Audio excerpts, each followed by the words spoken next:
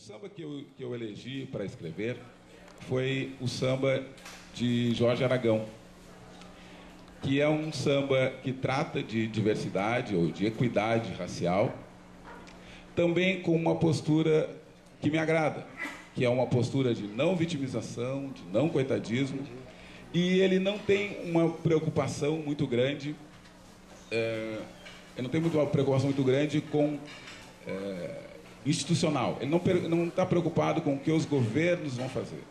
Ele dá um recado direto para as pessoas. O que as pessoas, que tipo de comportamento as pessoas vão ter. Aliás, aqui cabe a dizer, né, que a questão da diversidade racial ou equidade racial no Brasil é algo que eu até acredito que virará tema nas nossas eleições próximas de 2012, né, sobretudo em razão das recentes decisões sobre o sistema de cotas. Também virará tema na eleição de 2014, mas ainda é tratado como um não problema. Se uma pessoa não se admite doente, ela não começa o tratamento. E nós não nos admitimos como uma sociedade que tem preconceitos de diversas ordens, inclusive o racial.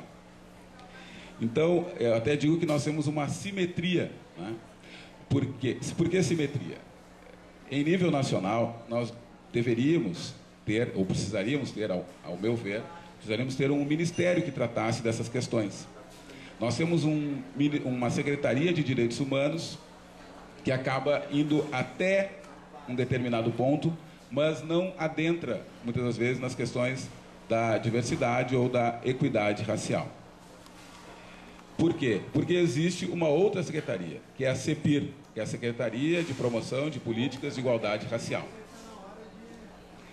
Mas o fato que essa secretaria, ela tem status de ministério. Status de ministério não é ser um ministério.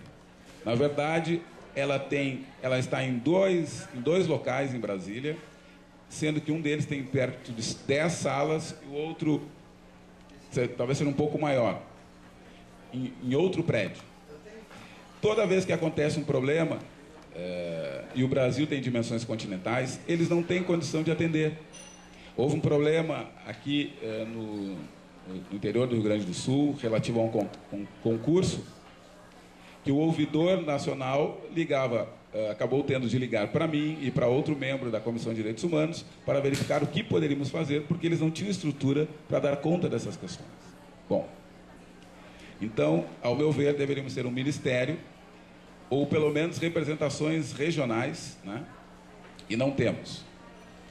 No estado do Rio Grande do Sul, nós temos uma coordenadoria de promoção de igualdade racial.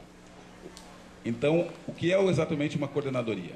A coordenadora tem que convencer o secretário, a coordenadora tem que convencer a diretora tem que convencer o secretário, e aí sim o secretário vai decidir se vai ou não enviar ofícios para outras secretarias. Ofícios no que sentido?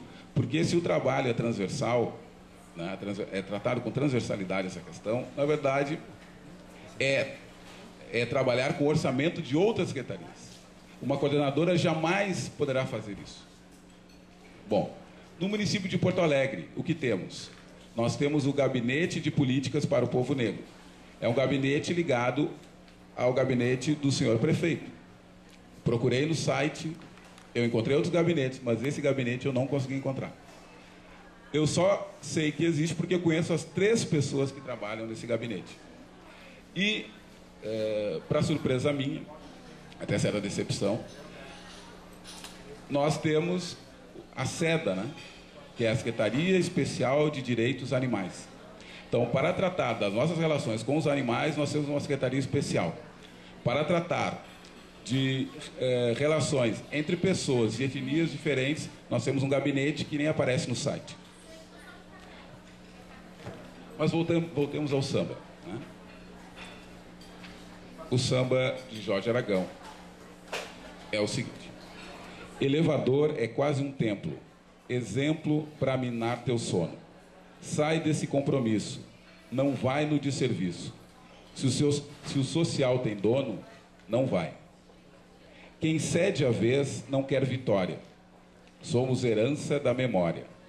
Temos a cor da noite, filhos de todo açoite, fato real de nossa história.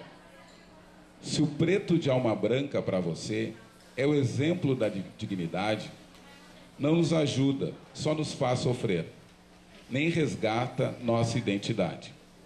Elevador é quase um templo, exemplo para minar teu sono. Sai desse compromisso, não vai no desserviço. Se o social tem dono, não vai. Quem cede a vez não quer vitória. Somos herança da memória. Somos a cor da noite, filhos de todo açoite, fato real de nossa história. Se o preto de alma branca para você é o exemplo da dignidade, não nos ajuda, só nos faz sofrer, nem resgata a nossa identidade. Elevador é quase um templo, exemplo para minar teu sono. Sai desse compromisso, não vai no desserviço. Se o social tem dono, não vai. Então, senhores, ele aqui, Jorge Aragão, aqui ele trata muito da postura, né? Como um cidadão deve se portar diante da discriminação, né? Eu não vejo como, não é que não veja como, mas é um processo muito lento a sociedade se livrar dos seus preconceitos, né? Os preconceitos estão aí, vão continuar existindo. O que deve nos pautar é o combate à discriminação, ou seja, quando esse preconceito é exercido, quando eu impeço alguém de trabalhar, quando eu insulto alguém, quando eu discrimino, quando eu crio peças publicitárias que reforçam estereótipos, né? Isso, novelas, isso sim é que deve ser uma preocupação nossa. O preconceito também deve ser uma preocupação nossa, mas é um trabalho mais lento. Eu vejo como uma maneira, ou seja, o preconceito, né? Eu atuo com base no que eu imagino que uma pessoa seja ou deixe de ser, né? Na verdade, eu não a conheço.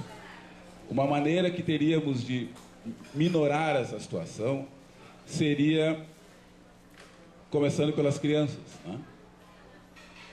Nós temos a Lei de Diretrizes e Bases de Educação, o artigo 26A, determina que nos currículos escolares,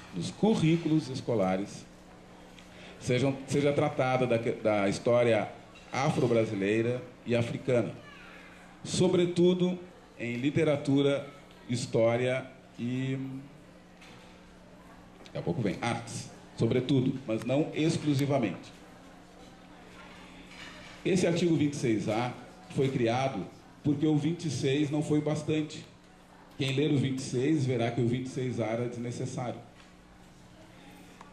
O artigo 26A foi criado por intermédio da Lei 10.639 de 2003.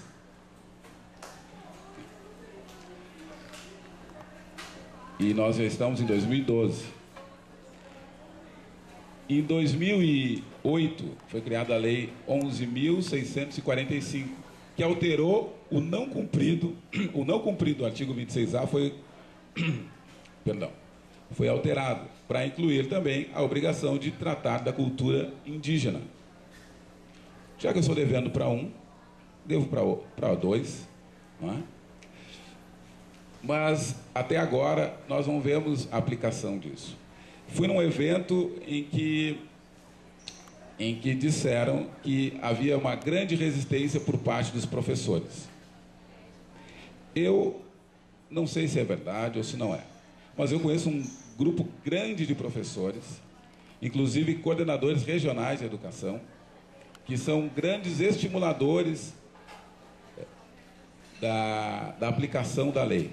Fazem cursos, fazem eventos, fazem manifestações, mas quem pode inserir no currículo é secretário de educação. E os secretários estão se sucedendo e essa inclusão acaba não ocorrendo. O que poderia, por que, na verdade, precisaríamos disso, né? Para que as crianças, ou desde criança, os brasileiros se conhecessem. Os brasileiros soubessem de onde vem, uma parte dos brasileiros, o que tipo de contribuição deram, né? A matemática é importante. A matemática veio do Egito. O Egito fica na África. Não é só contar sobre a escravidão. Algumas pessoas dizem, lamentam que nos seus livros não tinham figuras negras, né? Quando as pessoas me dizem isso, eu digo, mas o meu livro tinha figuras negras, né? Era a cartilha da Dadá. Tinha Dadá, tinha Thalita e tinha Eva. Todas as dúvidas que alguém tinha, era a Eva que tinha. Sempre a Eva fazia as perguntas. A Eva, eu me lembro que tinha um ponto de interrogação na cabeça. E a Eva comia banana. O que será que um autor quis dizer quando colocou uma menina negra que sempre tem dúvidas, que tem um ponto de interrogação na cabeça e que come banana? Para pensar. Mas, senhores, então, voltando, o autor aqui, ele trata muito das posturas, né? Então, ou seja, como o cidadão deve se portar diante de situações de discriminação. Agora, vimos que, infelizmente, um psicanalista, né, acabou por ofender uma bilheteira no cinema, né? Tem uma polêmica também com relação a um clipe de um sambista. Teve também uma empresa de cerveja que tinha queria melhorar as suas vendas, porque ela tinha 0,3% do mercado, queria melhorar suas vendas com relação à cerveja preta e fez alusão à mulher negra, né? Uma negra se conhece pela cor ou pelo corpo, alguma coisa assim. E essa publicidade foi considerada sexista e racista. Talvez por ingenuidade, muitas pessoas pensam que bastante é tirar do ar, impedir a circulação. Mas, para quem trabalha no marketing, muitas das vezes, o importante é a polêmica. Porque a polêmica faz com que aquela marca se espalhe mais rapidamente. E aí as pessoas dizem, mas será que é verdade? Então eu vou dar uma olhadinha no site do YouTube para ver se é verdade. E olham, e olham, e olham. E vão nas estantes do supermercado e identificam aquele produto, né? Bom, isso acaba me chateando, porque aí é a questão do direito, né? Aí é a questão do direito. Porque existe uma possibilidade, é o artigo 13 da Lei de Ação Civil Pública, que permite que, em ocorrendo um dano que tenha por natureza a discriminação racial, a possibilidade de o condenado ser obrigado a fazer depósito em um fundo, e se não houver um fundo, se não houver ainda o fundo, que seja nacional ou estadual, se não houver ainda o fundo, numa conta com correção, né, com controle do Ministério Público, para que haja ações ou programas ou projetos que tratem de diversidade racial. E eu até hoje não vi isso acontecer, né? Aliás, uma outra coisa também, com relação à Lei 10.639, que eu não gosto de chamar assim, eu gosto de dizer que está se descumprindo, é a Lei de Diretrizes e Bases de Educação. O Ministério Público reuniu um grupo qualificado, que fez uma cartilha. Essa cartilha foi passada a todos os promotores de justiça do Estado do Rio Grande do Sul, acompanhada de uma carta para que eles direcionassem aos prefeitos, para que os prefeitos dissessem quais os esforços que tiveram para aplicar essa lei. Eu desconheço, pode ser que haja uma ou haja duas, mas eu creio que a existência é de zero, de algumas ações que tenham sido ajuizadas por não ter se aplicado o artigo 26A da LDB. Eu, quando integrava a Comissão de Direitos Humanos, provoquei o então coordenador para que ele provocasse a procuradora-geral de então, e ela mandou um ofício para a Secretaria de Educação para que a Secretaria de Educação dissesse quais os esforços que fez, estadual, quais os esforços que fez para aplicar a lei. Recebi, então, uma resposta que era um xerox, e não tinha nem assinatura. Então, eu, por minha conta, liguei, e aí a pessoa me explicou. Olha, em 2008, capacitamos, e eu vou dizer capacitar, eu vou considerar capacitar uma palestra, tá? Capacitamos 800 professores. Em 2009, 800 professores. Em 2010, 0 professores. Então, no universo de 70 mil professores, foram capacitados 800 mais 800. Isso é querer aplicar a lei? Me parece que não. Mas voltemos ao samba. Então, aqui, também num ponto, e já me caminho para o final, o pessoal do direito, quando se encaminha para o final, porque quer ter mais 20 minutos para falar. Você não precisa se preocupar que não é esse o caso. Né? Então, quando ele diz que quem cede a vez não quer vitória, somos herança da memória, né? Ele está dizendo, sim, existe uma história, e uma história que tem que ser renovada, resgatada, estudada, o máximo possível. Né? Nós não devemos esconder o passado, nós devemos aprender com o passado, até para que ele não se repita da forma que aconteceu de outra vez. Né? E muitas das vezes se pensa ao contrário, se pensa que não se deve reviver questões, né? Porque reviver questões é trazer desunião. Isso foi muito discutido quando se falava do sistema de cotas. Algumas pessoas tinham como um argumento contra as cotas dizer que, olha, vai dividir o Brasil, vai tornar o Brasil um país entre brancos, dividido entre brancos e negros. Tá? Mas não é assim. No constitucionalismo moderno, a posição do Estado hoje não é de simplesmente evitar violações, é de promover direitos. E uma maneira de promover direitos é por intermédio de ações afirmativas. Ações afirmativas que podem ter cunho racial, pode ter cunho de gênero, pode ter cunho relativo à sexualidade, pode ter qualquer cunho, desde que seja o administrador, o Estado tem que ser proativo. Até é de se discutir, a minha dissertação de mestrado é sobre a eficiência, né? Eficiência na administração. Isso é uma coisa que me toca muito e que me faz refletir no meu dia a dia sobre isso. E então eu tenho as ações afirmativas como uma forma de combate ao racismo. Eu não tenho ações afirmativas como uma forma de melhoria das condições socioeconômicas dos brasileiros pobres. Né? Porque se nós formos...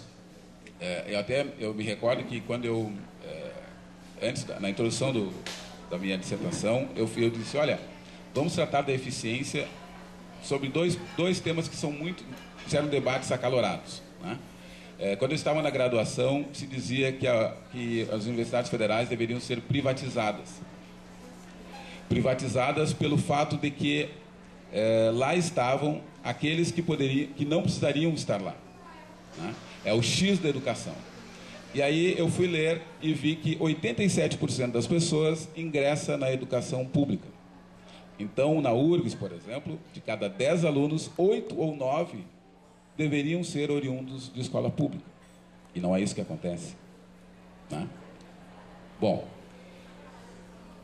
e aí um outro tema acalorado já era o sistema de cotas que começava, foi em 2003, 2004 que eu comecei a escrever. Bom, mas aí eu pergunto, e onde entra a questão da qualidade das escolas públicas de primeiro e de segundo graus, que não permitem que pessoas que estudem nelas disputem vagas em escolas públicas de terceiro grau. Porque se perguntar para alguém, você é a favor, você quer uma escola de qualidade? Os que são contra e os que são a favor do sistema de cotas dirão que sim. Mas o que é uma escola pública de qualidade? Eu posso ensinar biologia sem ter laboratório, química sem ter laboratório, física sem ter laboratório. Então, quando a pessoa diz, eu quero uma educação de qualidade, ela tem que pensar, o professor não pode ter mais de 50 alunos em sala de aula, o professor tem que ter boa remuneração, o professor tem que ter possibilidade de se qualificar, tem que ter laboratório, tem que ter ginásio. Isso vai gerar um valor de bilhões de reais. Então, parece com custo econômico bem menor fazer o ProUni, fazer o sistema de cotas. Mas cota atende uma parte, não o todo. Né? Então, eu vejo as cotas como uma questão, uma forma de combate ao racismo, não uma forma de transformação social. Né? Mas, por fim, eu fiz uma... Aqui, agora é fim mesmo. Quando aqui o autor fala em identidade, né, que ele diz que as pessoas têm uma identidade, ele aqui, em verdade, ele chama o que muitos chamam de africanidade, né, que a professora Petronilha bem explica. Né? Ou seja, é a parte nossa brasileira que vem da África. Né? Todos os brasileiros têm algo em comum, né? Mesmo aqueles que... eu tenho um amigo e colega de colégio, o pai dele é português, a mãe dele é brasileira, veio para cá, casou com essa brasileira, e ele sempre teve o sonho de voltar para Portugal. E depois de muitos anos voltaram a Portugal e ficaram 4 meses. 4 meses e voltaram para o Brasil.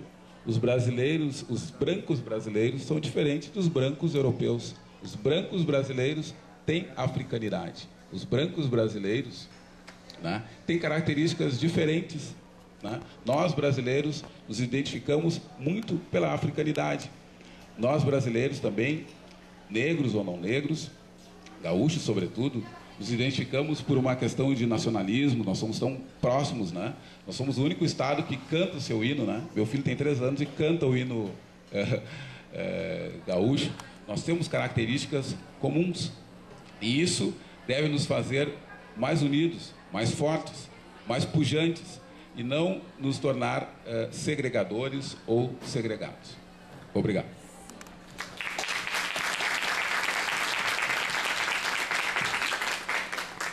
Eu quero agradecer e antes de eu começar a fazer um comentário, eu quero passar a palavra para vocês, para fazer um comentário sobre o que acharam da palestra, ou se tem alguma consideração para falar. E daí a gente já passa para o professor também, agradecendo, professor. Agradecendo mesmo. Seu nome, se puder, por favor.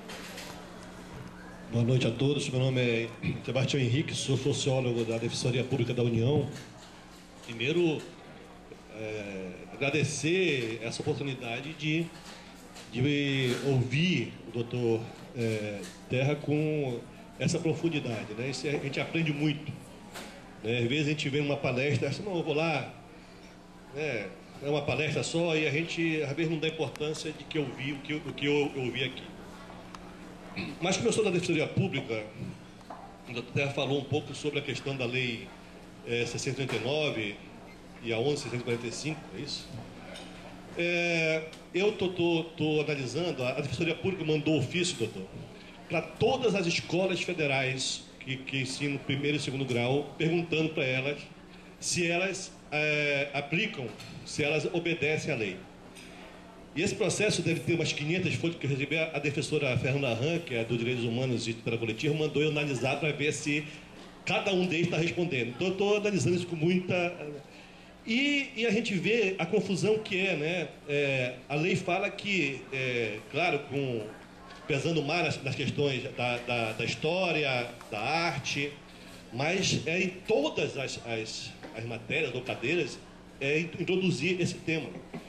E eu analisar essa resposta, eu vi que as escolas federais, as escolas os institutos de educação federais, eles dizem, e de alguma forma pode ser que esteja aplicando aí, que eles criaram o NEAB. Todos eles têm o NEAB, que é o Núcleo de Estudo Afro-Brasileiro Indígena. Promove debate, também deve convidar, ou até sugerir para convidar o doutor para fazer uma palestra nesse núcleo, e responde dizendo que isso é cumprir a lei. E eu fui analisar a questão das cadeiras, as matérias, a gente vê que não é bem assim. Inclusive tem escolas dessas que ainda tem o negrino pastoreiro como referência de falar de negros, né? No sentido não muito positivo na minha opinião. Mas e também quero aqui lembrar, né, o momento que estamos passando hoje, a questão do Supremo Tribunal Federal. Tivemos em curto espaço de tempo a questão das cotas, a questão do ProUni, e ontem uma sessão que era a questão de um vestibulando que entrou na justiça e foi até o Supremo dizendo que ele tinha perdido a vaga dele porque ele teve mais pontos do que um cotista. E o Supremo, com exceção do ministro Melo, votou contra esse pedido do aluno que se sentiu prejudicado. Então são os avanços que a gente percebe em que a sociedade, ela lentamente buscando, começa a avançar. Nós, lá na Defensoria, recebemos diariamente pessoas que vão buscar na Defensoria uma ação de reparação, etc.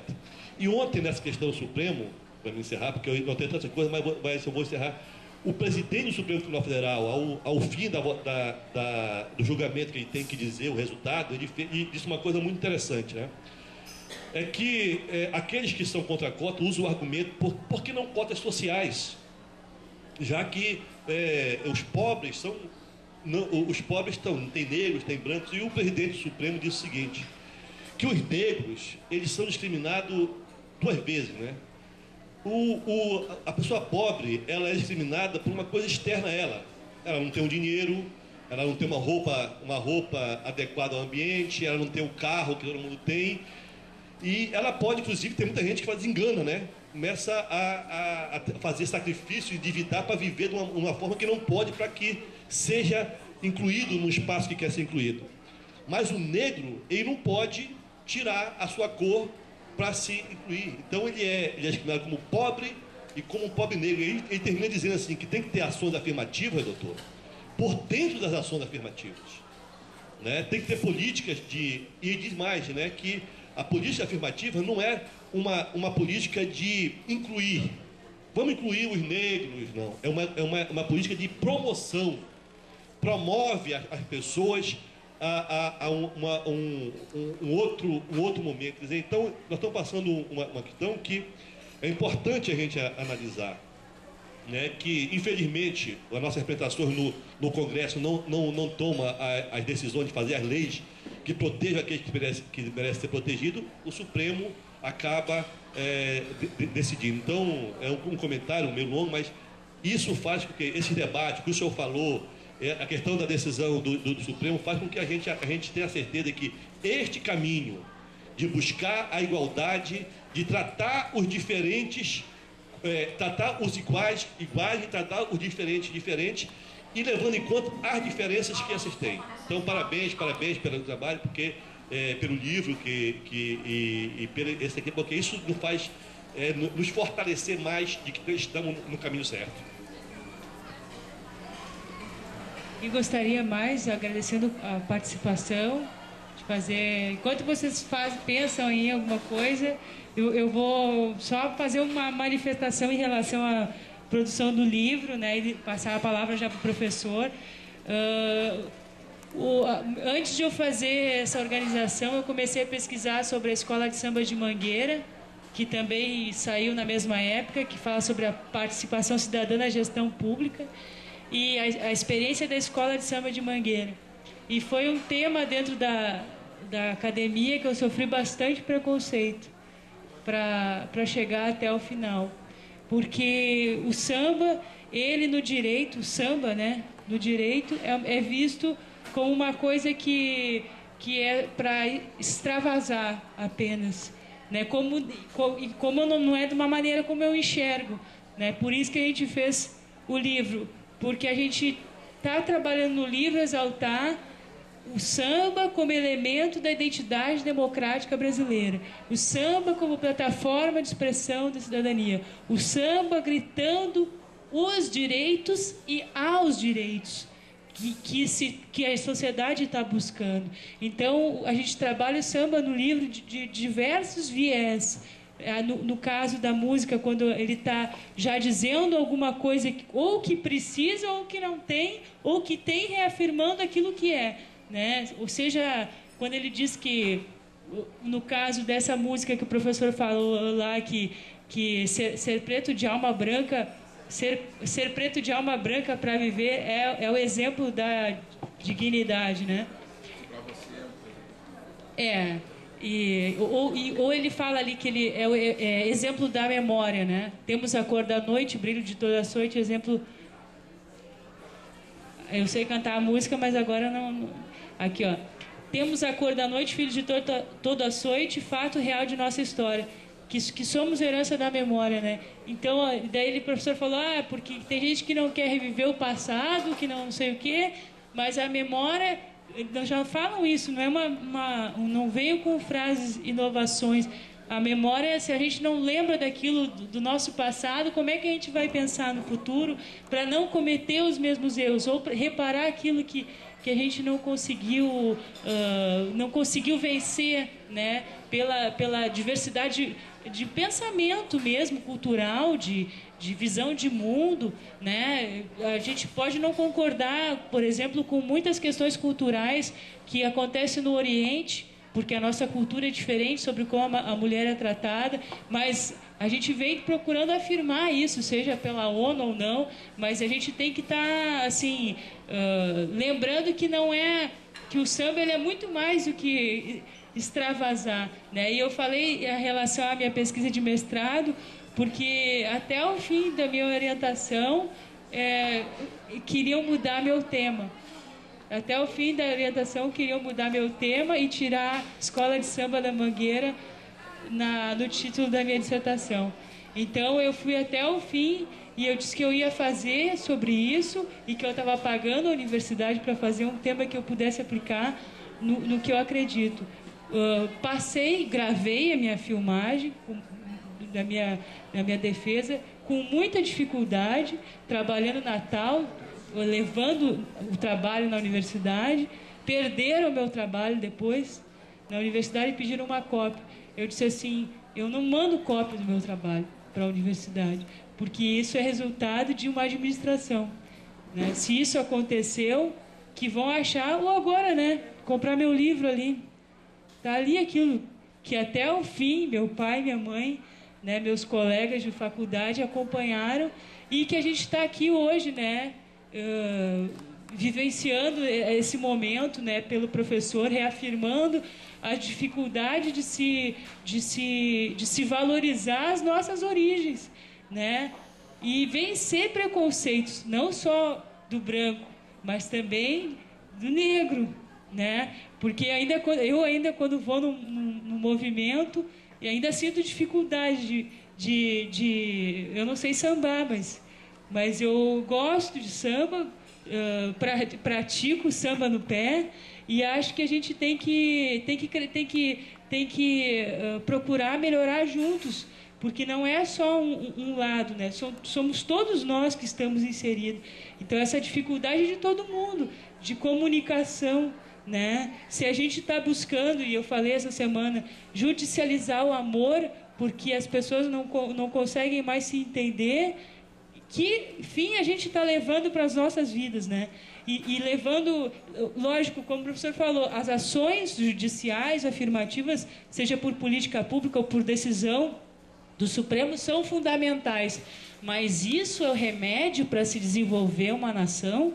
A gente precisa criar políticas públicas para que não se leve no judiciário uma cultura de judicialização da vida, do amor, da cor, do que quer que seja, do ensino. A gente precisa ter políticas que a gente não precise do judiciário, ou que se tenha esclarecimento para, se quando buscar o judiciário, não chegar nesse ponto, né? Mas o judiciário está lá, cumprindo o seu papel de garantir com que seja reparado e se abra precedente para, infelizmente, né, a sociedade, de alguma maneira, reparar, né? Seja o afeto, no caso, que teve aí do pai, né, professor? Com a palavra. É isso.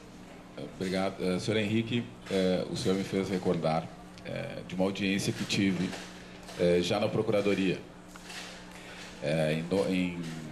na comarca de Montenegro, né?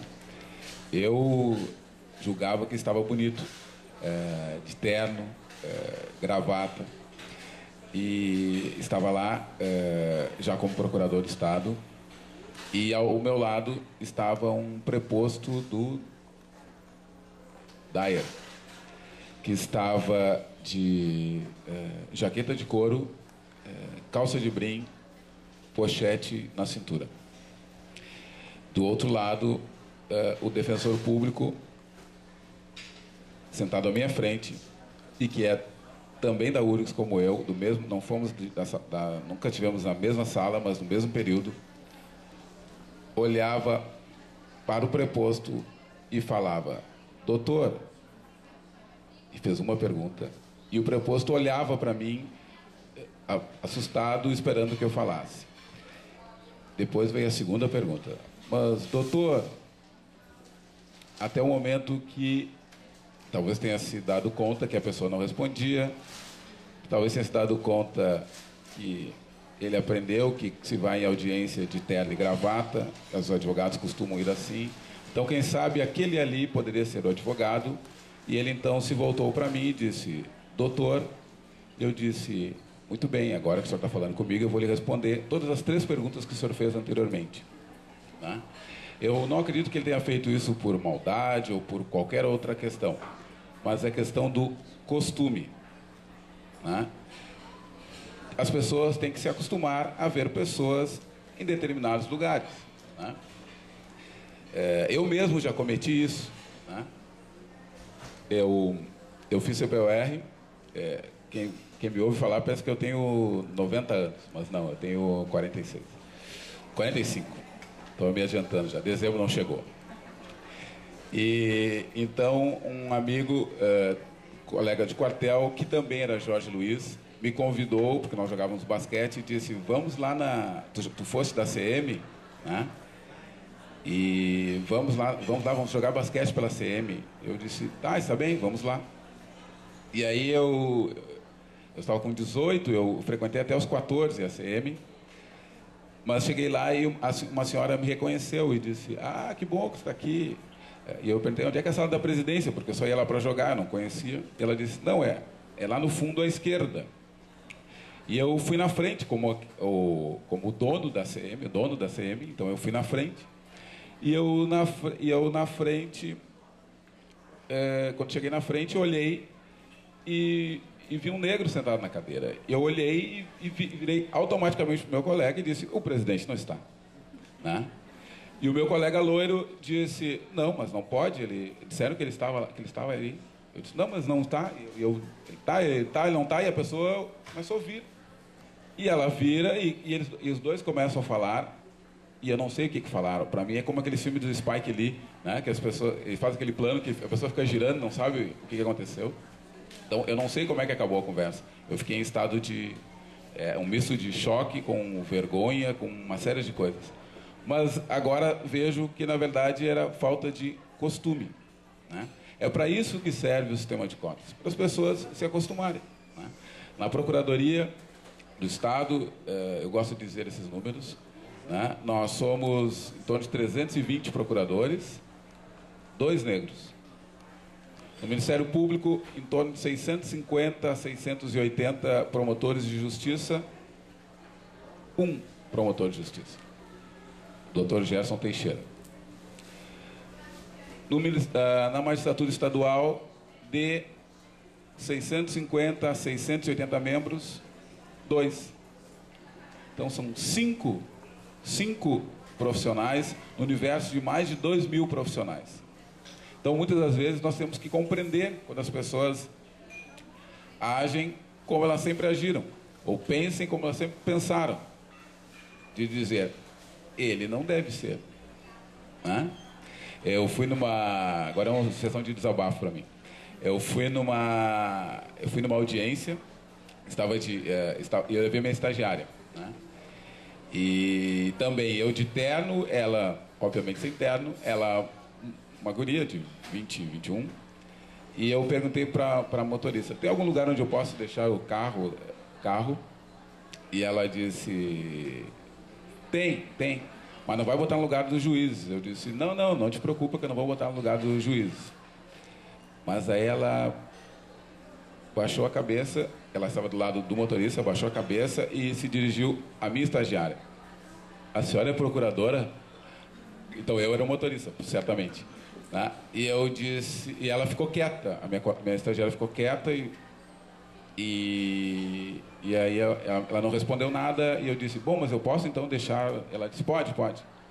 E aí eu fui andando com o carro devagar e a minha estagiária, inocentemente, disse, braba ainda, disse, mas aquela mulher achou que eu era procuradora? Eu disse, não, ela não sabia se tu era, ela sabia que certamente eu não era. Né? Então é disso que nós precisamos, né? É disso que nós precisamos. Que as pessoas vejam que o talento não escolhe lugar. Né? O talento pode estar em qualquer lugar. Por isso não estou dizendo que eu sou um talento. Né? Eu sou o esforço, não sou o talento. Mas eu estou dizendo que o talento está em qualquer lugar e nós não podemos desperdiçar talento. Eu gosto muito também de falar num livro que certamente... Aliás, ele tem 2 livros que certamente tem aqui. José Afonso da Silva. É um autor que todas as pessoas que fazem direito acabam por ler o livro dele. José Afonso da Silva morava naquelas casas que vocês todos veem quando viajam à noite e olham aquelas casas no escuro e só vem uma luzinha e vocês ficam pensando, se esse cidadão sentir uma dor de cabeça vai ter que andar quilômetros, né? Pois bem, José Afonso da Silva se alfabetizou aos 12 anos porque morava na roça e hoje as pessoas estão aqui comprando o livro desse menino da roça, né? Ou seja, nós não podemos desperdiçar talentos. Né? Eu criei um projeto de um curso, que é o curso Acredite, que eu espero ainda colocá-lo em prática, que na verdade é um curso de liderança. É um curso para que as pessoas, para que os afrodescendentes e carentes possam se preparar para disputar vagas, tanto no meio público quanto na iniciativa privada, ou se prepararem para ser bons advogados. E uma coisa que para mim ficou bem claro que deveria haver, não era simplesmente transmissão de conhecimentos jurídicos, porque isso há na internet, isso há na sala de aula, isso há na televisão, isso há em vários locais, vários meios.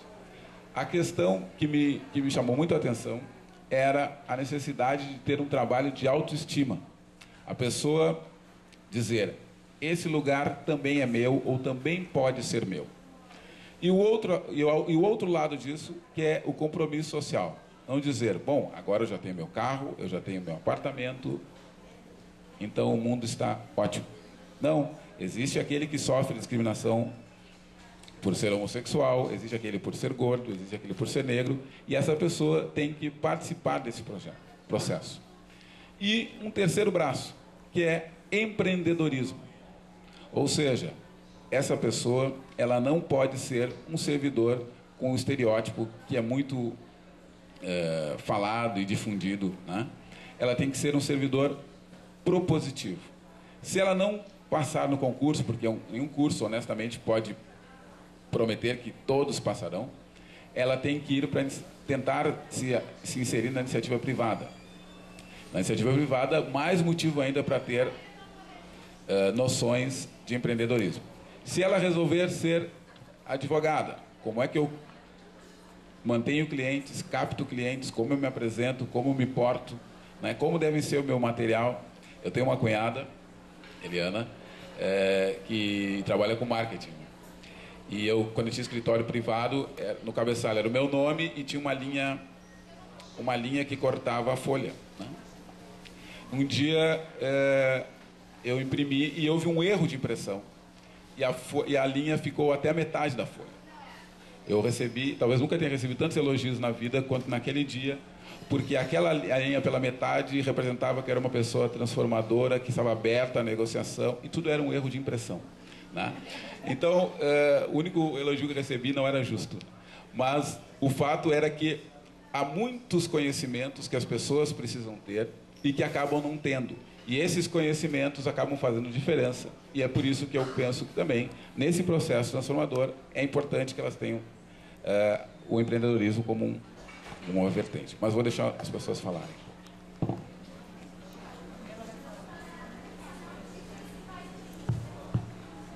Boa noite a todos e a todas. Eu quero cumprimentar o Dr. Jorge Terra, na qual nos orgulha muito, né? Posição na qual ele ocupa nós, todos negros e negras que somos comprometidos com essa pauta tão importante, né? Olha os rostinhos bem conhecido também, a Carmela, que eu ouvi falar pelo Rodrigo Paim, da tua pessoa. E quero te dizer que a tua história que tu transmite e conta no livro, ela me lembra muito um grupo que foi cantar para o senador Paulo Paim em Brasília, que dizia o seguinte: nós não queremos só tocar tambor, nós queremos também ser doutor e doutoras. Então, eu acho que no teu livro, assim, não consegui ter acesso ainda e privilégio de lê-lo, mas pelas tuas colocações do Dr. Jorge Terra, posso ter a dimensão com a escrita também, a colaboração, melhor dizendo, da doutora Petronília, que é uma das nossas companheiras de luta na área da educação, na qual todos nós a conhecemos, né, que é uma referência em nível nacional. Então, quero te parabenizar por este trabalho. Também estou olhando aqui o rostinho de várias pessoas conhecidas, em especial da doutora Maria da Graça, na qual eu tenho todo um apreço, e também é a nossa doutora em letras, né? Muito bom te ver aqui. E quero dizer que a tua luta, ela representa a luta de todos nós, muitos de nós que somos de movimentos sociais organizados, que estamos aqui, que às vezes almejamos muito ter parceiros e parceiras que não precisam ter a pele negra, mas que se colocam à disposição para serem colaboradores, né, doutora Maria da Graça, que nem nós, que almejávamos tanto ter parceiros no PIN, né, quando nós estávamos ali naquele trabalho, depois tu na Unesco também contribuindo, coisa boa que se a gente tivesse parceiros e parceiras como a Carmela, né? Então, quero dizer que, pelas palavras que finalizou o Dr. Jorge Terra, que o nosso lugar, ele é em todos os espaços da sociedade, ele é na vida pública, ele é na política, né, doutora Maria da Graça, que ela sempre diz que o caminho é a educação e a política para a gente fazer a transformação, né? Ele é em vários espaços da sociedade, ele é também na universidade, né? Ele é na nossa vida privada, na qual nós nos colocamos na condição de mulheres, em especial nós, mulheres negras, como referência dos nossos filhos, dos nossos familiares, dos nossos sobrinhos, enfim, e próximos a nós, né? Então, que a gente possa entender que o nosso lugar é em todo lugar dessa sociedade. E para concluir a minha fala, não quero me alongar muito, mas eu gostaria de ter a lembrança de um pensamento que eu elaborei, que ele diz o seguinte, vou ver se eu consigo lembrar. A vida toda tentaram me ensinar que a minha entrada era somente pela porta de serviço. Na condição de mulher, também a vida toda tentaram me ensinar que o meu lugar era na cozinha. Como negra, a vida toda tentaram também me ensinar que os meus espaços eram definidos. Como jovem, a vida toda também tentaram me ensinar que as minhas ações eram muito limitadas, porque tinha pouca experiência. Mas como jovem, negra, mulher, eu acredito e tenho fé que o meu lugar, o nosso lugar na condição de mulheres negras é em todo o espaço da nossa sociedade. Muito obrigada pela oportunidade.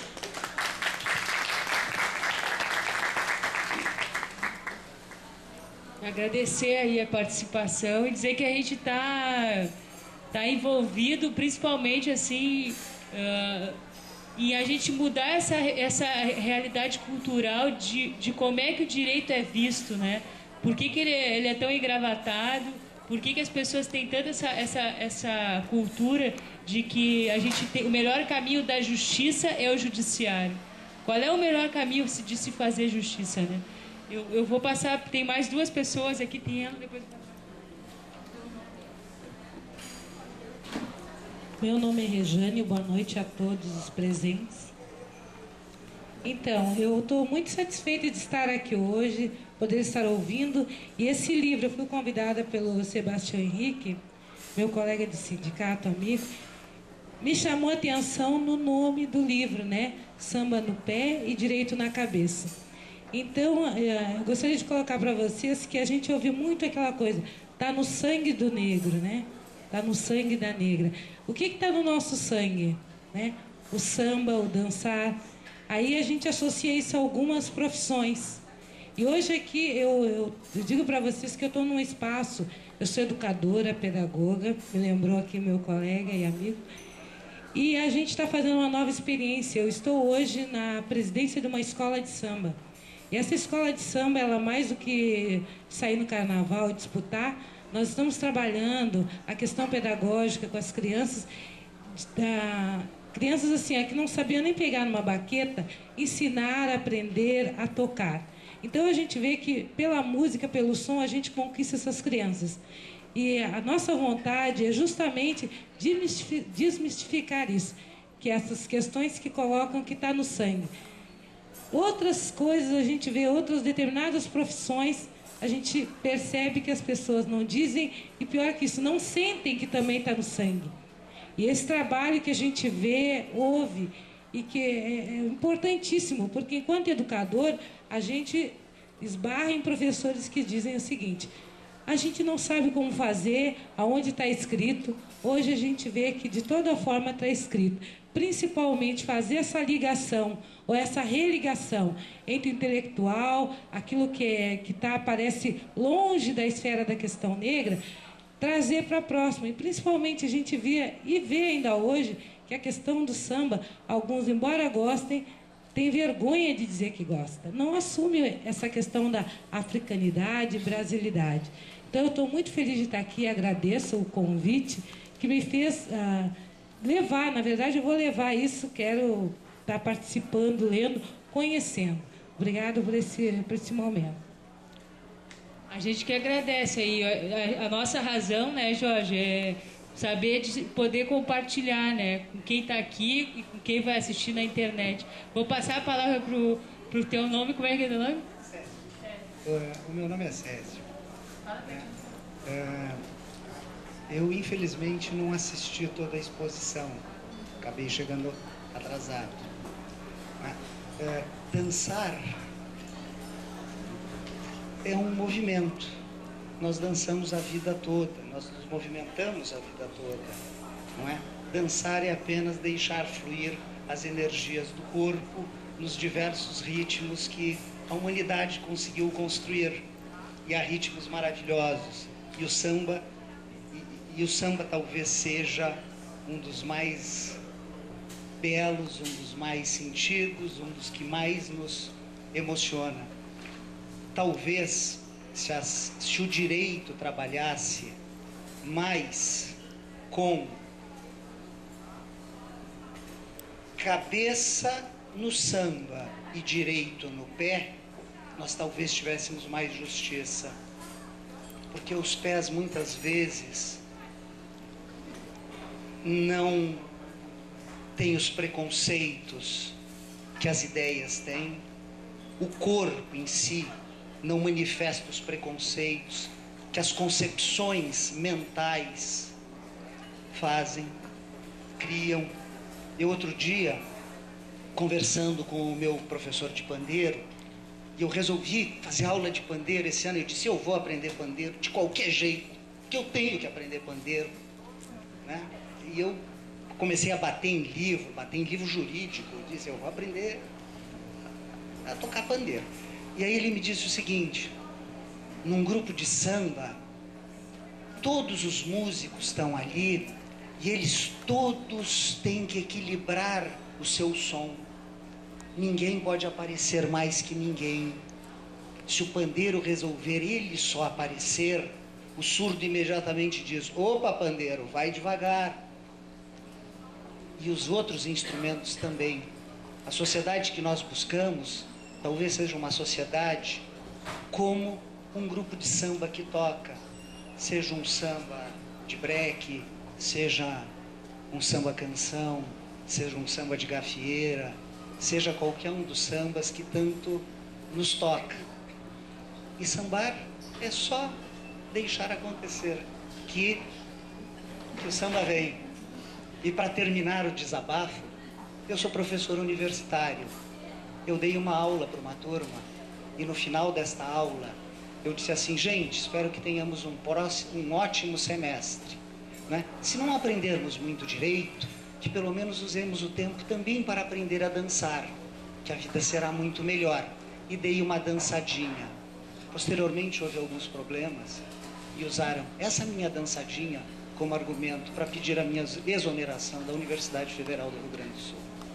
Muito obrigado.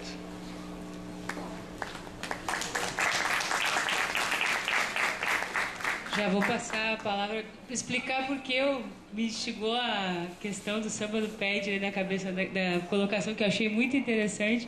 Quando eu pensei com a minha mãe no nome, que foi eu e minha mãe que começamos a estudar, eu pensei na ideia de trabalhar as manifestações da cultura popular brasileira. Então, qual é a forma mais popular que o Brasil é reconhecido nacional e internacionalmente? Né? O samba.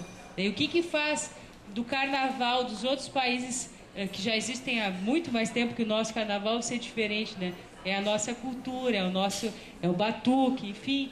Então, eu pensei o samba, quando eu escolhi o nome, né, o samba do pé da cabeça, foi levando nesse sentido, mas nunca desmerecendo, levando justamente a potência que ele tem, de ele já estar, via de regra, no pé do brasileiro, né? Apesar que eu vi uma professora de dança me falar que não é muita gente que realmente sabe dançar, ter samba no pé, mas foi pensando nesse viés, né? E a gente tô aprendendo, viu? Na verdade, eu digo que, falando também para ela e já vou passar a palavra para o Jorge, sobre a escola de samba, o grande sonho meu é ver todas as escolas de samba de Porto Alegre, de outros lugares, analisando o seu samba enredo e vendo como é que isso pode potencializar a cidadania das pessoas, né? Que fatores educativos isso pode gerar, né? Porque se só o movimento, né, só o escutar um bom pandeiro já faz a gente extravasar, e olha que o funk também faz isso, e não tem, dependendo do funk, a gente vê que não tem, não só o funk, mas tem muita música que repete sempre a mesma palavra e não diz nada, mas ela tem lá uma batida, a batida do nosso coração, talvez, né? Então, assim, ele foi nesse, assim, respondendo, foi nesse sentido, assim, que eu pensei.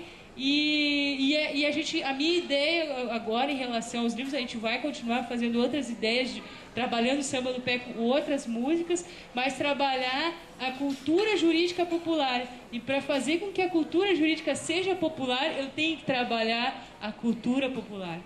Né? Então, assim, não valorizar o que a gente já tem é a mesma coisa que esquecer as nossas raízes, o nosso passado, o que os repentistas têm a nos ensinar, enfim, o que os rappers têm para nos dizer.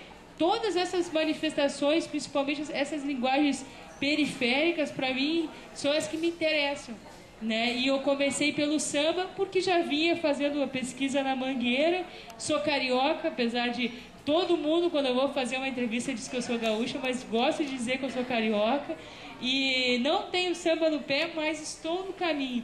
E a prática do samba, o livro, além do livro, nós temos a prática do samba no pé, que eu estou aprendendo a cantar, toco um pouquinho o pandeiro, toco um tambor, o maraca eu não sei tocar, mas estou aprendendo a tocar os instrumentos por necessidade, né? Por necessidade de mostrar a sensibilização que a música tem para ensinar. Já que a gente está num ambiente totalmente engravatado, eu me desmitifico também como pessoa, porque eu também estou me descobrindo nisso, né? Então, para mim, é uma dificuldade também. Então, eu estou aprendendo né? Na verdade, a prática do samba no pé, a gente faz a interpretação da música, faz o debate, estimula a gente cantar junto. Aqui, por exemplo, lá, tem aquela música, né? Eu sou honesto, mas eu quero o meu dinheiro. Daí, quero o meu dinheiro. Ele fala, e quem tem muito tempo tem moleza para pagar. E quem tá duro tá devendo muito. Você é jogador de futebol, ou astro de televisão, dançarino de axé de segunda a sexta e pagodeiro de feriadão. Daí que coisa feia, bota pra correr essa desgraça, né? Da desonestidade. Ele diz que eu tô duro, mas tô cheio de dignidade, né? Trabalho o ano inteiro. Sou formado pela vida, não na faculdade. Trabalho o ano inteiro, né? Bota essa cambada pra correr daqui, eu só quero a dignidade. Então é isso, a gente... Essas músicas, elas já estão gritando ali, as pessoas querem dignidade, elas não querem ter condições de pagar uma conta, acessibilidade a crédito. Agora vem novas políticas, quem sabe, né?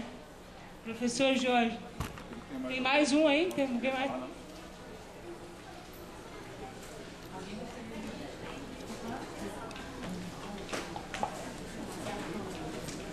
Então, Bom, professor, e deixar o site, essas coisas, né? A gente tá vai bem. ficar...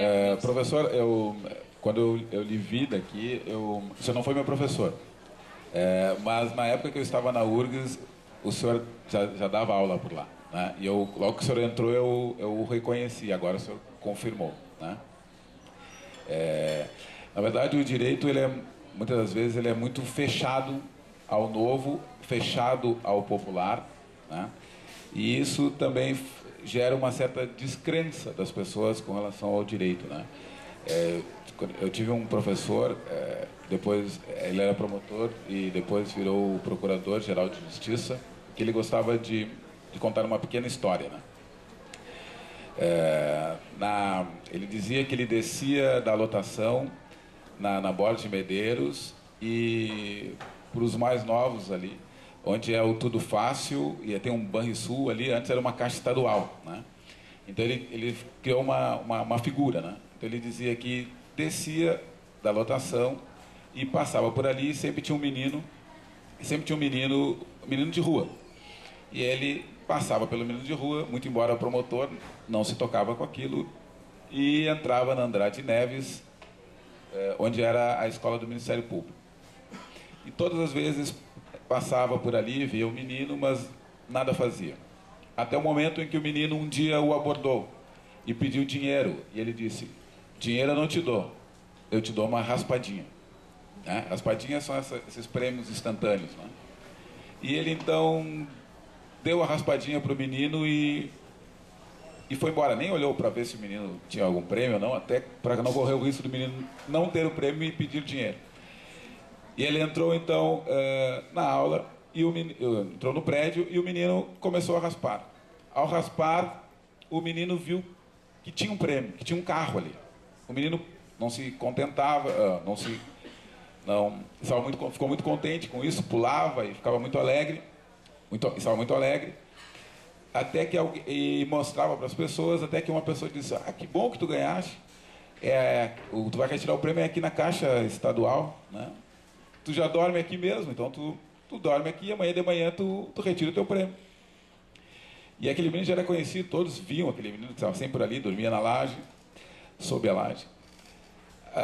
E naquela noite nem dormiu, agarrado a raspadinha, pela emoção e pelo medo, nem dormiu.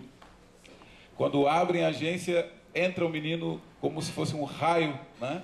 Entra e começa a mostrar, vai direto ao caixa, pensando que ia receber o carro no caixa, entrega, e as pessoas olham e ficam maravilhadas e dizendo, olha que bom, ele tem um carro, um mostra para o outro, todos contentes, até que um diz, mas tu não pode receber o prêmio, tu é um menino, tu é o menor. E aí então o direito passou a se preocupar com aquele menino, porque agora ele tinha um patrimônio. Enquanto ele não tinha patrimônio, ele ficava na laje e todas as pessoas passavam indiferentes à situação dele. Obrigado a todos. E o site, né, que falaste? Na verdade, eu tenho um blog, mais um desabafo, um momento de desabafo. Né? É www.jorgeterra.wordpress.com. Obrigado por vocês estarem aqui, por vocês fazerem essa troca com a gente aqui. Né? Obrigada e fiquei muito feliz aí com todo mundo. A gente vai fazer o sorteio aí dos livros aqui. E eu vou fazer assim, professor. Esse livro que eu te der, eu posso fazer sortear. Posso dizer não, posso dizer não. Quer dizer não? Depois não, eu te... Vamos fazer aqui para o pessoal que veio aqui.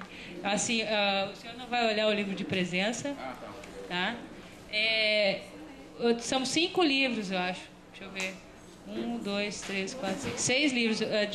6 números de 1 a 20. De 2 a 20. 2 a 20? É, porque minha mãe é a primeira. 7. O que mais? 5. Bota o número, Denise. 7, 5. 2 a 20, desculpa. É de 2 a 20. Tá. 16. Vou buscar para hoje. 9. Quantos números eu disse? 1, 2, 3, 4. Falta 3. 10. 15. 20. E 2 para quem chegou cedo, né? 2. Eu vou começar pelos livros. O último vai ser o Samba no Pé. Obrigada, viu, professor, pela presença aí. Obrigado e parabéns pela sambadinha. E depois, se puder deixar o contato aí, a gente faz uma roda de samba, né? Deixar o contato para fazer um samba, né?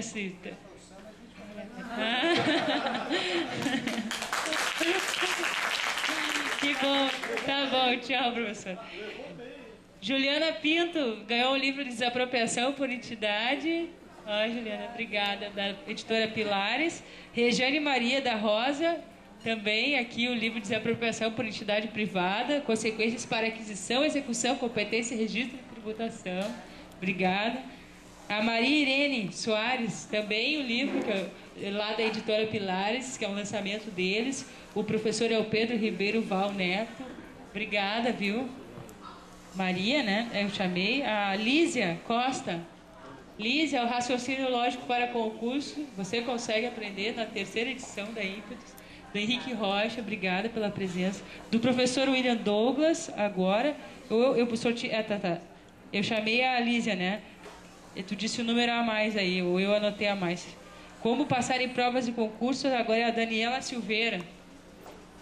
Daniela, 26ª edição aqui, o professor William. Tenho certeza que tem muita coisa aqui que, mesmo que não vai fazer concurso. E o último, né? Quem não for sorteado... Sob protesto. Sob protesto. Tá, mas o livro está à venda ali e é importante destacar que os direitos autorais do livro, todos os autores, inclusive o Jorge, doou para o jornal Estado de Direito. Então, quem comprar vai estar ajudando o jornal e foi uma das maneiras que acabei criando junto com os professores para buscar uma condição melhor e a gente ter mais estrutura. Então, o mais concorrido, Sandra Ribeiro. Sandra, aí está ganhando o Samba no Pé, já autografado pelo Jorge, já por mim. E quem quiser daí adquirir, está no caixa. Eu vou fazer a entrega dos certificados agora. E uma boa noite a todos. A gente vai ficar agora informalmente aqui na internet também. Valeu, obrigada.